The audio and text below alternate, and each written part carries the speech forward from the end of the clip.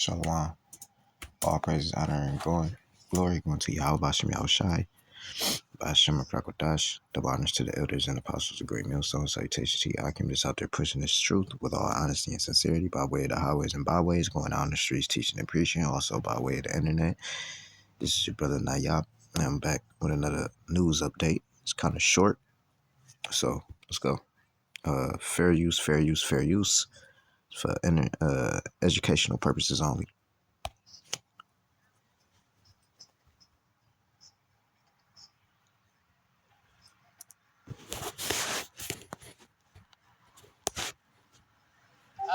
There we go. The Met Office, Sky News and BBC News have all confirmed that the record has been broken for the warmest start to May as temperatures reach above 28 degrees in London. I mean, the temperature here in West London feel kind of like 23, 24, but I'm not off the thermometer, am I? So, now previously, the existing UK record for the hottest temperature on May the 1st was 27.4 degrees set in Lossiemouth, which is in Scotland in 1990. Where was all the cries about climate change then in 1990? There wasn't. They are saying that the record has been broken in Kew Gardens today in London, not Terminal 4 Airport from the runway. I know I'm not the most intelligent person here, but then Sky News for a span of works from here saying the southeast could reach 30 degrees, which would break another record from 1945. Don't fucking confuse me. I mean, like I said, to me it doesn't feel like it's 28 approaching 30 degrees here in West London. There's no wind, there's no breeze.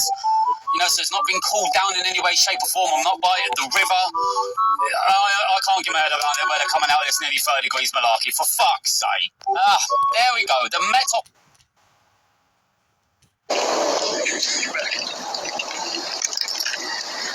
All right. For those of you who are Swarthmore students, this encampment and the actions that you've been involved in have put this community at risk. Because we cannot even identify you, we do not know whom amongst you is a student and who's not. That puts the community at risk. We have informed you multiple times in writing and verbally on Wednesday, Thursday, and yesterday that this encampment has to disperse. You need to stop participating. It is a violation of college policy. We gave you trespass notices. We posted trespass notices. They were vandalized. You did not comply with the trespass notice. You were told that the failure to disperse would lead to a citation for trespassing or an arrest. So this is your last opportunity to end the encampment and leave this area. I'm asking you to do so for the last time as a member of the college community. If you fail to do so, you are going to be arrested and you will be immediately placed on interim suspension. That jeopardizes your standing at the college, your ability to return in the fall, and you may face expulsion. For your safety and the safety of the officers involved, you're going to be restrained and taken to a nearby police station where you will be processed. This means you will have to provide identification. You will be photographed and you will be fingerprinted. We have been informed by local law enforcement that anyone who fails to provide identification may face additional charges and be held overnight. If you are a student in a vulnerable position, this is serious for you. If you are a student and you are arrested and placed on interim suspension, you will not be permitted to return to campus. I urge you to take all of this into consideration and to end this encampment peacefully right now.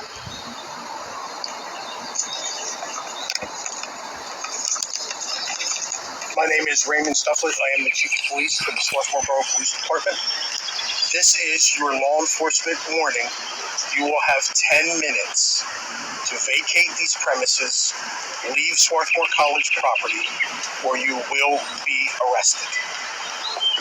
If you choose to be arrested, we would recommend that you do that willingly and without resistance, because that will escalate this to further charges.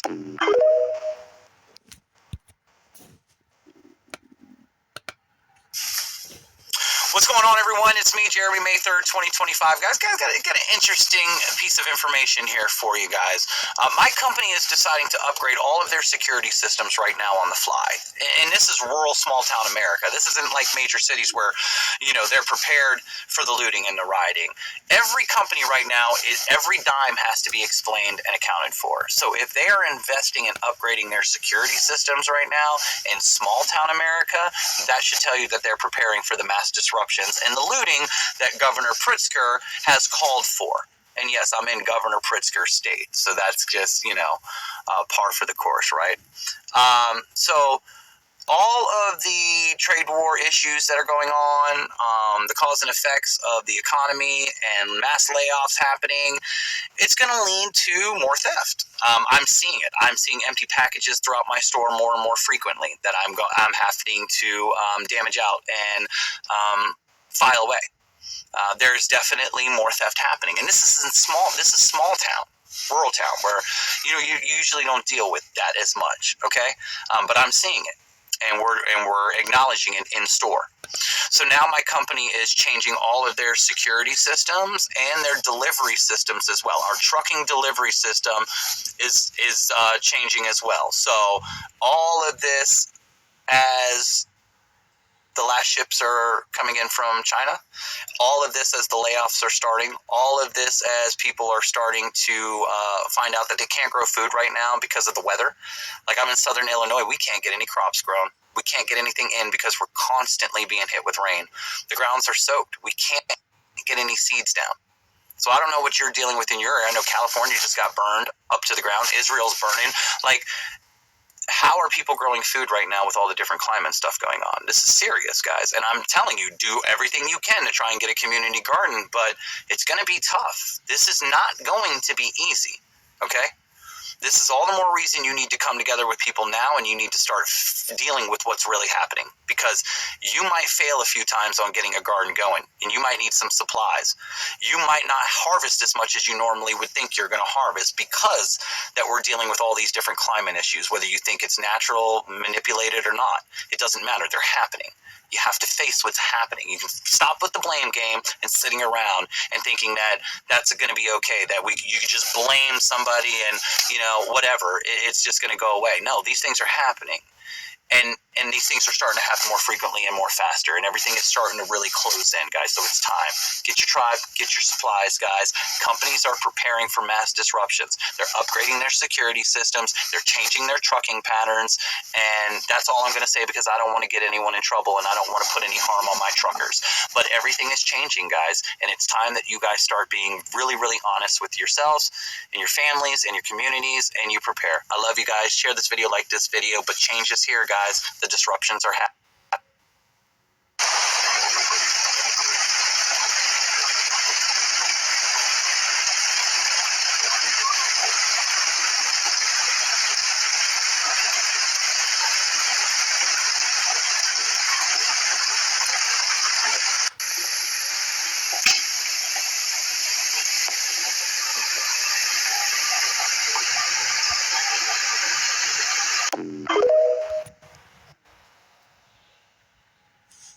Breaking fuck the news. President Zelensky has made the statement that he cannot guarantee the safety of the world leaders that attend the May 9th victory parade in Russia.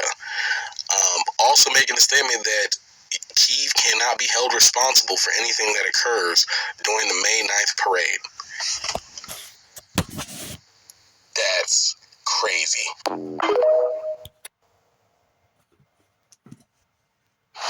This is it. UPS workers and drivers. UPS is now going to be initiating a robotic workforce. That's right, they are hiring humanoid robots that may be soon delivering packages to everyone's houses. They are linking up with a company called Figure AI that makes humanoid robots, and they're going to be using it for this giant delivery services all over the world. And UPS is one of the biggest delivery services companies that we have. And many people work for them. Many people love working for this company because they pay well. It's a job that you can get out, get fresh air, get exercise. This is a great job. And many people work hard to get it. And now they're going to give it away to rusty robot buckets over here. I think that's a shame.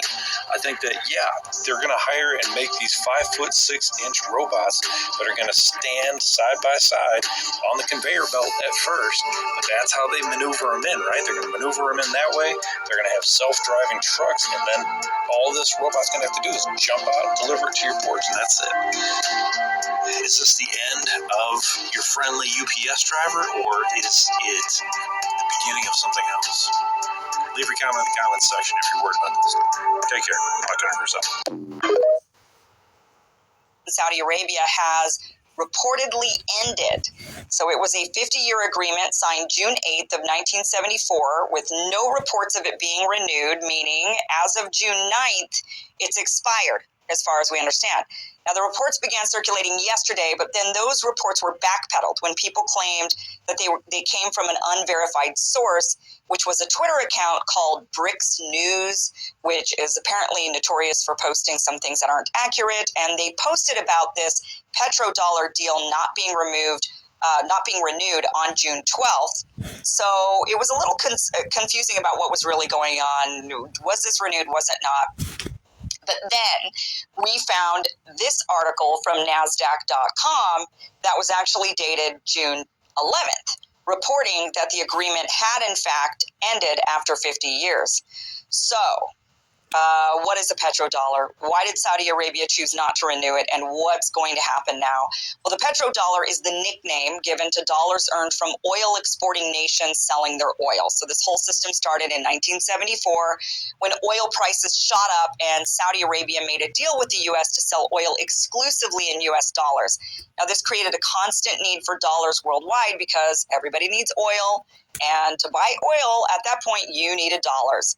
So this agreement with Saudi Arabia boosted the dollar's value and it solidified its place as the top currency globally. So it is the world's reserve currency, much because of this petrodollar. Now, without the agreement, Saudi Arabia is now free to trade oil in whatever currency it wants. And this makes it easier for other countries, especially the sanctioned ones, to purchase oil in a currency that they have more access to. So either their own currency, like in the case of China and India, and potentially Russia, or the currency of a country not sanctioning them. So if you're Venezuela or if you're Syria or Iran, you might grab yourself some Chinese yuan or you might grab yourself some Russian rubles, and you might be able to then buy some oil from Saudi Arabia. I guess Venezuela shouldn't have to, right? Now, why did Saudi Arabia choose not to renew it? Probably for a variety of reasons. An obvious one is the changing global economy, especially with China rising as a major power. Saudi Arabia probably wants to diversify its economic partners and lessen its dependence on the U.S. economy. And by trading oil in currencies like the Chinese yuan, Saudi Arabia could build stronger ties with China, which has 5 times the people, more need for oil. U.S. sanctions is probably another big reason. The U.S. loves to use sanctions to try and hobble economies. The U.S. increasingly talks about sanctioning China, which, if it's becoming the largest economy in the world with 5 times the people and 5 times the need for oil, why would Saudi Arabia want to limit how much money it can make by essentially limiting China's access because China can't? On May the 24th, the UK will be holding a national strike, the Great British National Strike. And there's meeting points confirmed at cities all over the UK, which I'll do a follow-up video for later. Now, I don't know about you, but I've been hearing a lot about this Great British National Strike recently. I'm just going to cut straight fucking into it here. Have we forgot that the government's paid us 80% of our wages for 6 months every day to just stay at home? Do we really think striking one day on a Saturday when most people are off work anyway, are they going to take any notice? To be fair, the event organisers of this Great British National Strike are already planning for phase 2 because I think they already know that phase 1, this national strike, they're not going to take any notice of it. But it will be interesting to see how this plays out and what direction this goes in. And I will be attending the London meeting point on May the 24th outside 10 Downing Street. I will be there. I wonder if I get to see Prime Minister Rodney. That would be something, wouldn't it? For fuck's sake.